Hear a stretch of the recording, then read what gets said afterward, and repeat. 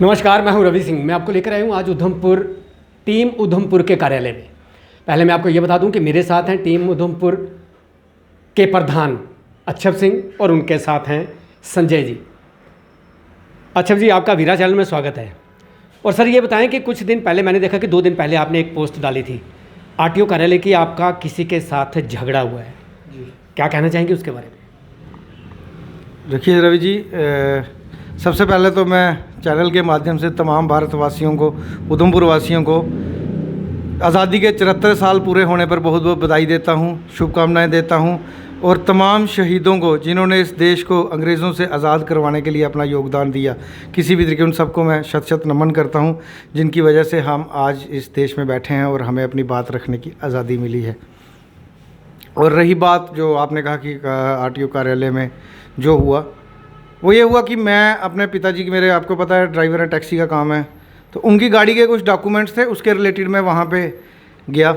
जैसे मैं आरटीओ कार्यालय पे गेट पे पहुँचा तो मेट्रो यूनियन के जो अपने आप को सेल्फ स्टाइल प्रधान कहते हैं, जबकि वो चुने नहीं गए हैं, वो खुद बन बैठे एरिया कमांडर है। मेट्रो यूनियन के किस स्टैंड के वो प्रधान? ये सलाथिया चौक के प्रधान है, नहीं है मुझे नहीं पता, वो अपने आप को प्रधान कहते हैं। वो आरटीओ ऑफिस के अंदर से निकले, जैसे मैं गेट पे पहुंचा उन्होंने मुझे पकड़ के साइड पे कहते 1 मिनट बात सुन, तेरे से काम है। मुझे घसीट के पीछे ले गए, वहाँ लेके जाके मुझे कहते तू बहुत बड़ा लीडर बना हुआ है शहर का, तेरी लीडरी मैं अभी निकालता हूँ। और उन्होंने देखा, उन्होंने गन डाली हुई थी, साथ में पिस्टल डाली हुई थी, और मुझे कहते ये देखिए, ये देखिए, इससे लीडरी निकल जाती है बहुत बहुत लोगों की। तो वहाँ से मैं भागते हुए दोबारा कैमरे आगे आ गया गेट पे, और वहाँ पीछे पीछे वो दोबारा मेरे पीछे आ गए। तो फिर मुझे क्या, मेरे साथ बहसबाजी करने लगे, मुझे पकड़ के घसीटने की फिर से दोबारा कोशिश की उन्होंने पीछे, जबकि वो कामयाब नहीं हुए मुझे दोबारा पीछे ले जाने में। तो क्या आपको वो गन दिखाई गई थी, रिवॉल्वर दिखाई गई थी? बिल्कुल दिखाई गई थी। तो वो पीछे ले जाके, लेकिन जहाँ पे कैमरे नहीं है, मैं वापस आ गया, फिर वो मुझे दोबारा घसीटने की कोशिश कर रहे थे, वो कैमरे में रिकॉर्ड हुआ है। दोबारा मेरी बाजू पकड़ के मुझे वहाँ लेने की, क्योंकि अब उसमें वो गाली गलौज जो गंदी गालियाँ वो दे रहे थे, वो तो सीसीटीवी में वॉइस रिकॉर्डिंग नहीं होती है, परंतु उनकी शक्ल और वो मुझे घसीटने की कोशिश कर रहे हैं, वो कैमरे में है। दोबारा से इतनी देर में क्या हुआ कि आरटीओ साहब अंदर से आ गए। जब उन्होंने देखा कि हल्ला गुल्ला हो रहा है, उन्होंने मुझे पकड़ के अपने पीएसओ के साथ अपने कमरे में ले गए और गेट को ताला लगवा दिया अंदर से, ताकि मैं सेफ़ रह सकूं। उन्होंने 1-1.5 घंटा मुझे वहाँ पे बिठाया, और अच्छे से, ठीक है, उन्होंने मेरी सिक्योरिटी के लिए जो होता था उन्होंने किया, और ये पीछे से वहाँ से बाहर भाग गए। लेकिन कहीं ना कहीं देखे तो उनकी ओर से भी कल एक पत्रकार वार्ता की गई, एक निजी चैनल पे मैंने देखा कि वो आपको ये बोल रहे हैं कि देखिए इन्होंने पहले बलवंत जी को गाली दी, उसको गाली दी, और इनका संतुलन, दिमाग का संतुलन खो बैठे हैं ये अपना, और हर एक को गाली गलौज कर रहे हैं। क्या कहना था उनका, ये किस तरह, क्या कहेंगे इसके बारे में? रवि जी, आप भी इतने सालों से मीडिया में हो, मेरे साथ भी आप 6 महीने से मुझे भी देख रहे हो, पूरा शहर देख रहा है, आपकी बात नहीं कर रहा मैं, पूरा शहर देख। एक भी आदमी को ये कह दे कि अच्छप सिंह ने किसी के साथ बदचलन भाषा का, असंवैधानिक भाषा का प्रयोग किया हो, ऐसी बात नहीं। मैं इंसान हूँ, मैं पढ़ा लिखा इंसान हूँ, मैं रिस्पेक्ट से बात करता हूँ। वहाँ भी मैं उनको जी करते कर रहा था, लेकिन उन्हें वहाँ भी गंदी गंदी गालियाँ दी, जिसके इंस्पेक्टर राजन सिंह जो वहाँ पे आरटीओ इंस्पेक्टर हैं वो गवाह हैं। उन्होंने उसको दोबारा बोला कि ये आपका घर नहीं है, ये ऑफिस है, यहाँ पे ऐसी अभद्र भाषा का प्रयोग आप नहीं कर सकते। गालियाँ वो खुद देते हैं, ड्राइवर कंडक्टरों को कभी गालियाँ देते हैं, कभी आम लोगों को, कभी भी उनको देखिएगा उनके आपराधिक छवि के वो इंसान हैं। पहले उन्होंने अपने मोहल्ले के वहाँ कुछ हरिजन लोग हैं, उनके साथ उन्होंने मारपीट की थी, उनसे तेज़दार हथियारों से उनके ऊपर हमला किया था, जिसका उनके ऊपर केस लगा था। एक बार वो सुधमा देव वाली साइड किसी की ज़मीन पे कब्जा करने गए थे, वहाँ पे उनके ऊपर मार पिटाई उन्होंने लोगों से की थी, वहाँ उनके ऊपर FIR लगी थी। मैं क्या, किसी से कुछ नहीं, मेरी लड़ाई उनसे है ही नहीं, मेरी लड़ाई किसी एक इंसान से निजी कोई दुश्मनी नहीं है। आपको पता है, मैं सभी को आज भी कहना चाहता हूं कि मेरी लड़ाई जो है वो भ्रष्टाचार के खिलाफ है, करप्ट सिस्टम के, जो भी भ्रष्टाचार में विलिप्त है, मेरी लड़ाई उसके खिलाफ है। अगर ये उसका हिस्सा है, उनको लगता है कि मैं पर्सनली उनके ऊपर अटैक कर रहा हूँ, मुझे किसी से कोई लेना देना नहीं। ना मेरी कोई मेटाडोर चलती है, ना मेरी कोई बस चलती है, ना मुझे वहाँ से कुछ लेना है। बात सिर्फ इतनी सी है। अब मैं बताता हूँ एपिसोड क्या है सारा। कुछ लोग मेरे पास आए थे, नेचुरली आपको पता है मैं किसी के पास नहीं जाता, लोग मेरे पास आते हैं, उनको शायद कोई उम्मीद रहती है कि सच्चाई के साथ खड़ा होने वाला ये आदमी है, ना ये डगमगाएगा, ना ये गिरेगा, ना किसी के दबाव में आएगा, इसलिए लोग मेरे पास आते हैं। तो कहीं ना कहीं ये आरोप भी लगाया जाता है कि अच्छप सिंह पैसे भी मांगता है, कहाँ तक सच्चाई? मैंने रवि जी लास्ट प्रेस वार्ता में भी आपको यही कहा था कि पूरे हिंदुस्तान में उधमपुर को छोड़िए, एक आदमी कोई खड़ा करके बता दो उनके, मैं अगर सबकी रिकॉर्डिंगें रखता हूँ, मेरे पास वीडियो होते हैं, ऑडियो होते हैं, मेरे भी किसी ने रखे होंगे ना, अगर किसी से मैंने पैसे मांगे होंगे। बाकी किसी भी एजेंसी को मैं जी सद के उनको मेरे खिलाफ इंक्वायरी करवाइए, अब मीडिया में मैं बोल नहीं सकता मेरी क्या परेशानी है, मैं किस दौर से गुजर रहा हूँ, क्योंकि फिर लोग कहेंगे ये सिंपैथी लेने की कोशिश कर रहा है। आइए, स्वागत करता हूँ मैं, मेरे घर की जांच कीजिए, मेरे अकाउंट्स की जांच कीजिए, मेरे सिर पे कर्जा कितना है वो जांच कीजिए। कहीं ना कहीं देखें तो बात आप बता रहे हैं, लेकिन व्यक्ति का नाम नहीं बता रहे हैं कि उस व्यक्ति का क्या नाम था, क्यों लड़ाई हुई, ये बताएं। नाम उनका सुदेश कुमार है। मैं आज भी कह रहा हूँ, मेरी पर्सनली उनसे कोई दुश्मनी नहीं है। सिस्टम सिर्फ इतना सा, देखिए कोई भी यूनियन बनती है, जैसे बसों की यूनियन है, मेटाडोरों की यूनियन है, वो बनती है ड्राइवर और कंडक्टरों के वेलफेयर के लिए। और क्या काम काज करते हैं वो? देखिए आरटीओ एजेंट ऑफिस में वो दलाली का काम भी करते हैं। आज अगर सीबीआई छापा मारे, मैं तो सीबीआई को कंप्लेन करूंगा, क्राइम ब्रांच में जाऊंगा इसके खिलाफ। इतने कागज शायद आपको आरटीओ ऑफिस में फाइलें नहीं मिलेंगी जिनकी उतने उनके दफ्तर के अंदर मिलेंगी। अपने आप को ट्रांसपोर्टर कहते हैं, मैं बताता हूँ पूरा माजरा क्या है।